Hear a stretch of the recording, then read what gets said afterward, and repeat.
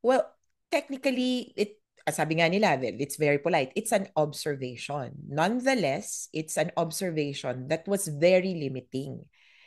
That observation was for the proof identity, well, not exactly of witnesses, but of victims who will participate.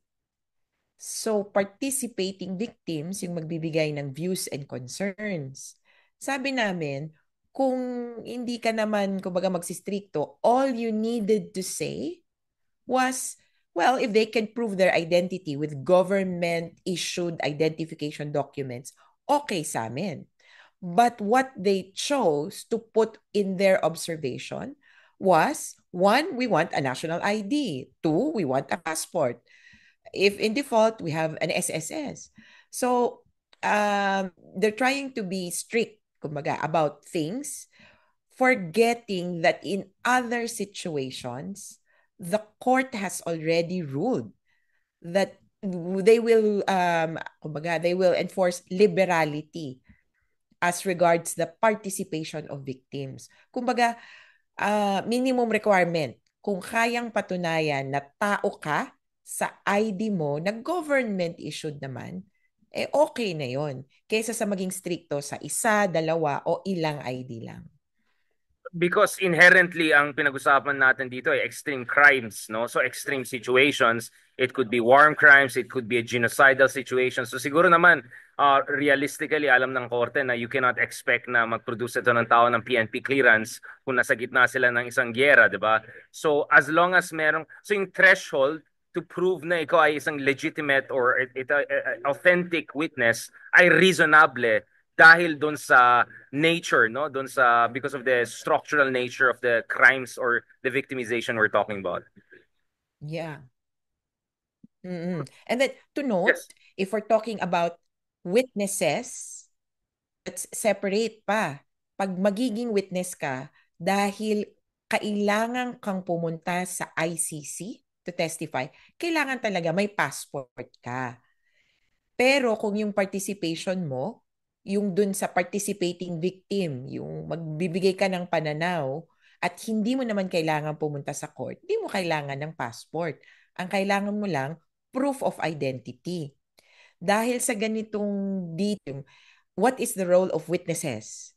Are they just, what is the role of victims? Are they just witnesses? Hindi. Sa ICC, meron pa silang special role to participate, to give views and concerns. Medyo kinalilito din to nung supporters ni Duterte. Nakakalungkot nga kasi sabi ko, it's no, I mean, sana gusto kong i-explain sa kanila yung kaibahan nito. Pero, syempre, mamasamain na nila ako. Sabi ko nga sa kanila, magpa-explain kayo kay Attorney Kaufman kung anong ibig niyang sabihin at kung anong ibig sabihin ng participating witnesses. Kaya lang mukhang si Attorney Kaufman nahahawa na rin sa DDS. Kaya Okay. Method tingnan namin kung pagdating sa court, at a certain time, probably June or August, there will be an appointment of legal representatives for victims. Yun yung tamang panahon. Doon siguro kami magkakaharap-harap. kumbaga kung may method acting sa Hollywood, siguro meron din ng method lawyering kung saan i-absorb mo yung algorithm na mga dinidepensahan mo or yung mga supporters nila, di ba?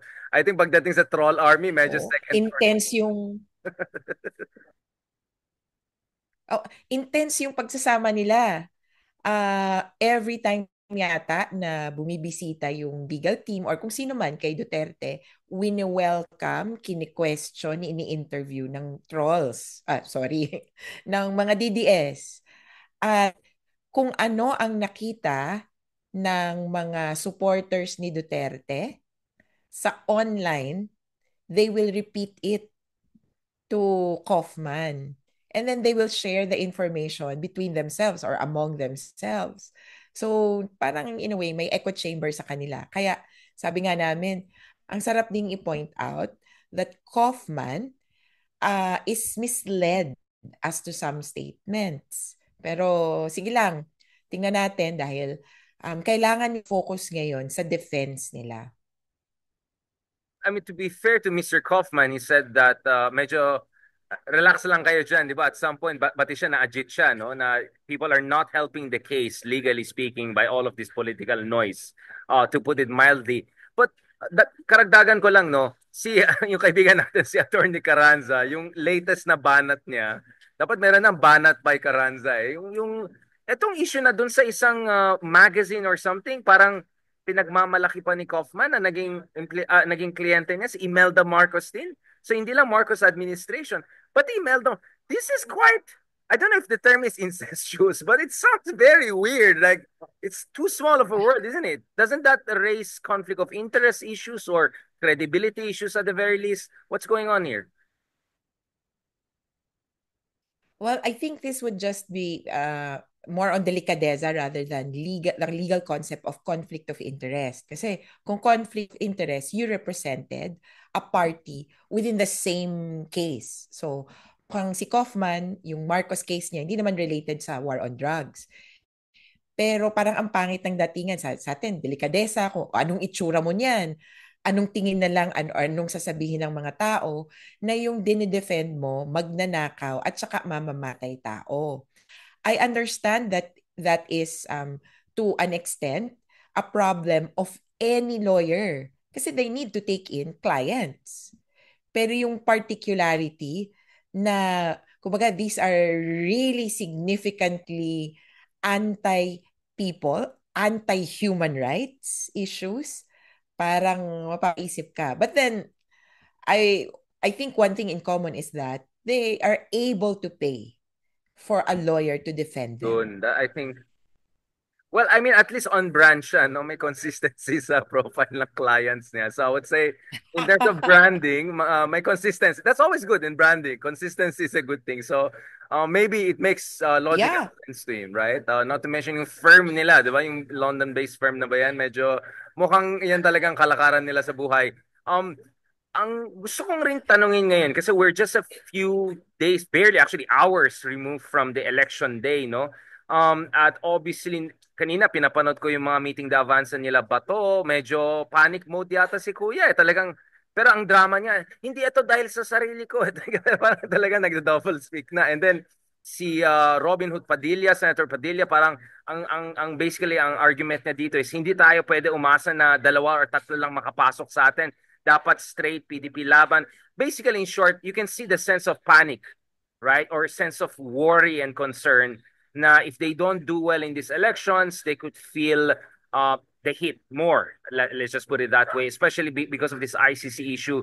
Sara Duterte, of course, also making last-minute endorsement of no less than another Marcos. I don't know if she's learning any lesson from her life in terms of dealing with the Marcoses. Um, but at the same time, some of these people like Bato de la Rosa are top five. He could get more than 20 million votes ang projection dyan. I know this is a political issue, attorney. You're a lawyer. You're directly involved dito sa ICC issue na yan. But I'm finding it hard to separate the politics, the election politics of this from also the legal horizon of this. Because I think the last time we discussed this issue, parang we were looking at the possibility na by the time na magkaroon ng first, I don't know, pre-trial, whatever you want to call it, in September, the idea is siguro dapat hindi mag-isa lang si Digong. Na at least the other side of the coin or the other sides of this jigsaw puzzle should all be there. I know this is kind of like logistical, political discussion, but how are you feeling? Like, ano yung interface ng elections? Does it matter if some of these guys will get tens of millions of votes or make it to the Senate? Should the Duterte camp be worried about their performance and getting enough people in? Is this the numbers game, kumbaga? Essentially, yes. And it's a numbers game, not only for 2025, but also for 2028. So if, kumbaga, we're looking at the long term or the longer scheme of things, we're talking about the presidential elections in 2028, where Sara Duterte, who is someone probably within the scope of the investigation. Hindi na nga lang probably, sure ako na na-investigate yan.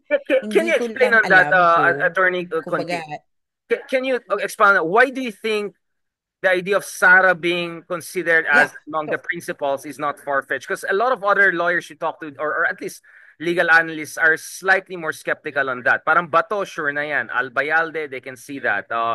maybe Yeah. even Bongo. Pero pa Sara, mayor naman siya eh. Hindi naman siya national level official. What is your theory of the case?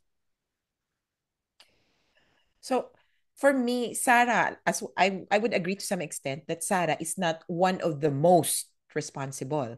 Although you have Las Cañas saying that Sarah took over the DDS. So para yung operational binigay sa prinsesa nung naging mayor na siya, o ikaw nang bahala sa DDS. And DDS is the exact platform kung saan naganap yung killings. In fact, si Sarah, nagsuggest pa siya kung paano gawin yung patayan. Sabi daw niya kay Las Cañas, wag nyo nang patayin diretso para yung police report, hindi killing. Yung police report, disappearance. Tapos ilibing nyo na lang. O kaya itapon sa dagat. Parang ganon. Kaya yung police report, maraming disappearance. Hindi killings. So may ganun daw siyang role. Pero ang itsura niyan, the ICC will look at who are responsible and then determine who are most responsible. For me, I'm not sure if the ICC has information that Sarah also participated to whatever level na may nationwide, kabahagi siya sa pagbigayan ng pera. I'm not aware of that, pero we should be open to possibilities. But that's right. Bongo and Bato de la Rosa will certainly be considered as most responsible. Bato, I'm pretty sure magkakaroon ng warrant of arrest. Kaya yung later in September, we might be looking at a sitting mayor, kung sakali na mahuli na, etc. We're looking at a mayor of Davao on trial kasi mananalo siya, sabihin na natin. We're looking at two senators of the Republic being Right. on trial. At pwede nilang gamitin to and hopefully hindi ito yung kumagat sa mga tao na parang they're going that this is purely Persecution. Yeah. political na persecution, oo, na persecution instead of prosecution. And yun, mag-weigh pa siya dun sa 2028 elections. Kaya ang hirap tingnan na ganun kasi ngayon pa lang mukhang pinag-iitsurahan na ang ICC ay foreign court. Bakit daw imported ang hustisya? Naku, hindi po yun yung ibig sabihin nun. Kung katulad nung konsepto ng human rights, hindi siya imported, it's more of universal, pangkalahatan ang hustisya.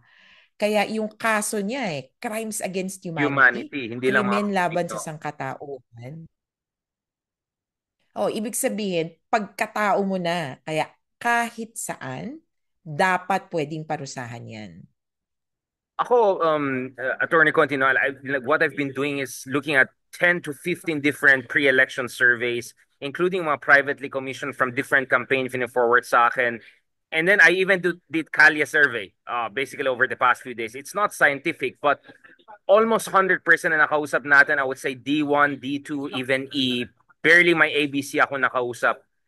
At least 50% na nakausap natin, hindi lahat sila nandun sa mga na-publish ko, but at least 50% dyan, yung issue ng krimen, makang malakas pa rin sa kanila. So, yung issue ng, bakit yung complementarity, of course, they didn't use the term na principle of complementarity, pero parang idea nila, meron naman tayong justice system dito, meron naman tayong mga korte, hindi naman tayo. So, it looks like malakas pa rin yung ganyan rhetoric na kumbaga parang essentially Duterte was kidnapped and this is an intervention by a intrusive foreign force. I'm looking at the surveys. Bongo could be number one, or he's thinking he'll be number one. Although thinking ko Erwin Tulfo pa rin mag number one, but that's a long story. Bato easily top five. So both of them are almost sure to be reelected, and more than what 20 million votes. When I look at that, parang my sense is the political landscape could become more hostile if ever a warrant of arrest comes in. So with the Digong one kasi may element of surprise eh. Parang wow. And also Digong was medyo Mhm. aminin natin, syunga din siya. His Kutzba caught him off guard. But now parang ito na, parang hunkering down na yan. De, And tsaka yeah, yung tingin namin yung parang ah, invincibility. Hindi nyo magagawa yan. Yung ganong akala niya talaga, kaya niya ang lahat na to. Pero yun, surprise and feeling na, makapangyarihan ako. Apparently, Impunity. na-temper na yun. Yeah, so they went from this sense of parang sabi na suave impunity to now essentially hunker down, siege mentality, mobilized force, which creates its own complications, diba? Operationally speaking and all of that. And it makes me worried kasi mukhang nagre-resonate yung kanilang rhetoric. Kaya salamat sa'yo, Attorney Conti and other people are making an effort to clarify. Kasi nakita ko pumapatol ka rin dun sa mga nagka-comment pag nag-post ako ng videos natin eh. In a good way, like a good patol, like educational patol. Siguro dahil teachers tayong pareho sa UP, siguro that gives us the patience, really, the sense of responsibility. But I hope the media and other influencers do something more about this kasi ano parang on-challenge yung mga arguments ni, like, okay, let's talk about Amy Marcos, yung kanyang hearing, which obviously was politically, electorally motivated. What is your read of the results of her hearing? There's a push to even impeach the president. Yung Duterte youth, sila Cardenas, they're pushing for impeachment against Duterte. Amy Marcos is pushing for investigation of the ILG Secretary, Justice Secretary, the Remullas, not to mention hindi pa PNP chief, but PNP CIDG Chief Torre. What is your read of that? Meron bang legal momentum ito considering the unfortunate political circumstances in our country? What is your read of that? Well, I think yung the relatively, no? I mean, among the cases, generally they're unrelated except for the arrest of Duterte and then the Duterte case. Pero parang ano siya palitan ng putok, whether in the same battlefield or in another field. Na parang, oh, doon naman tayo sa kabila. But in run, sabi nga namin, if we step back, this isn't a war between the Marcoses and the Dutertes. Not simply, no? This should be considered, lalo na itong case ni Duterte, this should be considered as a case of the Filipino people or the people of the world versus Rodrigo Duterte. Mali ba yung ginawa niya? Simply put, whether Marcos or Duterte back yan o kung sino pang politiko, regardless of the politics, mali ba yung ginawa niya? Duterte has always kind of weaponized politics, weaponized his policies. Yung war on drugs, sa totoo lang, may tinira siya na politiko. Pero apparently, yung kalaban niya lang. So, allegedly, yung Parohinogs at saka yung Espinosa, kaya yan tinira kasi kalaban sa politika o kaya hindi supporter. Kaya may ganong layer din talaga itong policy. Kaya tuloy nagmumukhang politikahan. Kung ako, actually, I'm part of a party list. So, I'm a nominee of Bayan Muna. And I help them with campaigns. Ginagawa ko siyang Sorry, I discussions on didn't. the ground. I Kanina didn't galing know. kaming So, palengke. ano pang ilan nominee ka, attorney? Number 5. Baka ang pwede mong gawin, Cardemas, pa-disqualify. Malayo. Hindi pa-disqualify. Pwede mong gawin yun yung ginawa ni Cardemas sa Duterte yun. Ah! Or, sino man si Guanzon, yung pinapatanggal niya. PWT. Wag naman kasi Wag naman. Na Supreme ang Court number naman 1 yun. natin, Nery Colmenares. Of course, Oh, tsaka joking. number 1, Nery Colmenares. Ang hirap Medyo mahirap i-replace. i-replace. Mahirap i-replace. So for me, parang ako, bangko o kaya salimpusa. What I do is engage with the people. Tapos, ang maganda, may ibang nakakakilala. So, ikaw ba yung nasa TV? Yes po. Tapos, okay ba yung paliwanag? Tama ba yung explanation? Kung naiintindihan ba yung examples? Tapos, kung anong naaalala nila na keywords. So, for me, naging, parang practice. Nakakaano din ako, nakaka-encounter ako na, campaigning ikaw ba yung practice. nasa in campaigning, yeah, because we talk about the platforms. Tapos, good morning po. Tapos sometimes I talk about, ito po para sa hustisya po, para sa lahat. Tapos may ibang nakakakilala. May ibang nakakakilala sa akin na siguro Duterte supporter. Tapos iismid. Parang, ikaw yung parang sinurrender mo. Parang ako pa talaga, sinurrender mo sa O nga, iba. no? O, ikaw So, sisisiin. tayo nag engage tayo online. Nag engage tayo online. I've had some kumbaga experience engaging in person. Kaya ito, tidbits lang kasi paalis na, nasa palengke. So, sir, ano bang tingin nyo? Ano bang ano nyo? Basta ganito. Minsan nauuwi kami sa, sadly, kawawa naman yung matanda. Pero again, ang pahabol ko na lang, False naku, sympathy, di sorry ba? sir, I-mention hindi lang po natin ito yan eh, yung usapin ng false angka. sympathy. Yeah, yung issue ng false sympathy. No, I want to ask you Oo, about ang this. sabi ko, Yeah, how hard it was for you to question that false sympathy and say, okay, nakakawa yung matanda, pero mas nakakawa yung mga patay na bata. Yeah, I mean, did you make even an attempt like that, attorney? correct yan. So, yes, so ang hahabol ko, kawawa naman po yung mga biktima. At ibabalik ko na, sa totoo, hindi siya kawawa dahil pagkakamalinis niya yung pangalan niya. So, paborable sa kanya. Ah, at totoo naman yon sa kahit na anong akusado, harapin mo, tapos you are given an opportunity to confront the charges against you. At kung sinasabi mong unfair, at ito na nga, sinasabi niya, wala naman kayong jurisdiction, let it run. Let it be discussed. Para, ano nang usapin ng, unfair naman yan eh. Klaro na merong korte, merong batas, sundan lang natin. Kung tama ba yung argument niya, o titingnan natin.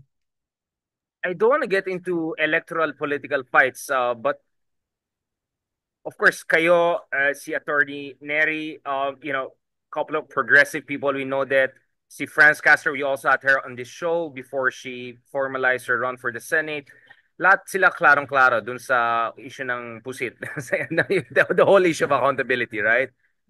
But to be honest, Attorney Conti, I mean, I'm pretty disappointed with some of the other candidates, quite the competitive candidates, if we were to believe the pre-election surveys.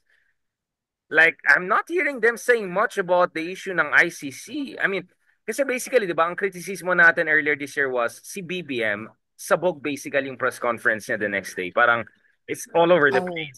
So siguro takot siya na, to agitate. Baka magkagulo sa Mindanao. I don't, baka he has an intel we don't have. So I felt the president had a big lost opportunity to rally the nation and say, enough is enough, rule of law to, hindi tayo banana republic. He failed on that front. And I cannot also blame him kasi yung mga alyansa niya puro mga trapo din or mga malapit kay Digong rin. So, but ang disappointment ko rin is aside from you guys and I've heard you, I've interviewed you guys. To be honest, dun sa mga ibang, let's just call them liberal pink candidates, I haven't heard them saying much on the ICC issue or even the Sara impeachment issue. Yung isa nga, sabi niya, political issue lang yan, di ba? And then mamaya nakita ko, nag-aaway pa yung dalawang kampo na yan, kagabi yung isa. So, sabi ko naman, puro naman food vlog lang nakita ko doon sa isa. I mean, what the heck, di ba? I mean, it's not like every day magkakaroon ka ng itong ICC situation na former president mo idadalhin dyan. Makasaysayan to. I know, again, this gets into election and campaign, but from a human rights point of view, from an activist point of view, shouldn't we be so deeply disappointed that some of these people who actually have a good chance of making it to the Senate nagpa-safe na lang sila eh, or even pa-cute, I would say. Am I being too harsh, Attorney Conti, or bias ba ako? well, I couldn't say that na kumbaga bias, and considering that you have basis or facts to say so. Pero frustration ko din yan that some candidates are avoiding the ICC issue. And even candidates from Makabayan, I would even admit that. Parang they would always refer to me kasi they want to be caught na parang Sacrificial um, lang nila. sila Ikaw yung naman yung, punching bag. hindi naman superficial, pero parang baka masabit, parang teka, technical. So, si Attorney Conti mag-explain. Pero they carry the issue. They always say, para sa biktima. Narinig ko once, iniisip ko kung sa isang debate, si Senator Kiko. Senator Kiko, may kasama ko sa group chat yan kasi dating student regent ng UP. Unang student regent ng UP na formally appointed. And then sometimes we exchange information, ganyan dun sa group chat. Parang narinig ko sa isang interview or debate, parang anong position tungkol sa war on drugs against sa killings, sa extrajudicial killings. Pero wala nang, I agree, no? Walang follow-up. Kay Senator Bam, May wala pa INC rin. Pero endorsement daw. to some extent, May INC endorsement. Meron ba o wala? Ang ang common na candidate na lagi kong kausap tungkol dito, si Senator De Lima. Likewise with a party list. So, lagi kami magkausap kasi minsan na-invite kami sa forum tungkol sa EJK or sa War on Drugs or Duterte. So, kami lagi okay ba? Ano ng status? Ano nang gagawin natin? At very fiery si Senator De Lima. Kaya lang, ang isang naintindihan ko, even with our group, is that the branding or the issues that you carry, yun yung nagsistick kasi sa tao, and that could be a tactic for campaign.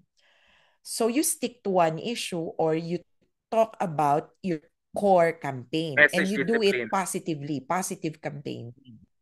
Messaging, yeah. So for some candidates, they focus on this. For some candidates, they focus on this para maalala ng tao. Pero kaya tuloy na-appreciate ko din yung mga debate at saka yung mga one-on-one. Kasi doon napapalalim. Kasi kung sila lang ang magsasalita, di ba pag maririnig mo, kunyari sa campaign rally, 3 minutes, 5 minutes, Correct. anong nakwento nila? Napakilala pa lang nila yung sarili nila, tapos yung main issue. Pero yung dagdag na questions, wala na. Kaya yun yung tinitingnan ko, yung mga uh, uh, debates. At saka, meron to sa mga schools, parang naka-checklist or naka-table. Right. Ano ang position dito? Sini-check out kayo lagi para, meron ba ditong war on drugs? Recently lang, ah, hindi na nga maingay. Kaya sabi ko, naku, paano ba gawin ulit tong election issue? Kasi it has to be an Yeah. election issue. Anong posisyon nyo sa war on drugs? Anong posisyon nyo sa EJ case? And sadly, ito yung medyo ironic. People support Duterte and the Duterten, but they are against extrajudicial killings. They support an ICC case. In fact, di ba, 61% yung okay na Double R magtuloy yung numero. ICC Yeah. hearing or parang ganun yung survey. So, may ganung, hindi ko alam kung parang is it a discrepancy or is it just uh, parang compartmentalization ng Dissonance, I tao. think, is the more I technically like him sound. as a person. Yeah. Parang I like him as a person. Gusto ko si Duterte lang. But I don't like extrajudicial killing. So, sana rin yung mga botante maintindihan, they go hand in hand. Yung tao, yung values niya, yung principles niya, go along with principles No, no, I want to go back to this. and policies. Yeah, absolutely. I want to go back to this kasi I mean, naintindihan ko yung logic ng ibang candidates. Parang siguro ang inisip nila kurot-kurot na lang, 'di ba? Huwag kang masyadong magsalita against the Dutertes. You might get some vote from their side. I'm seeing sample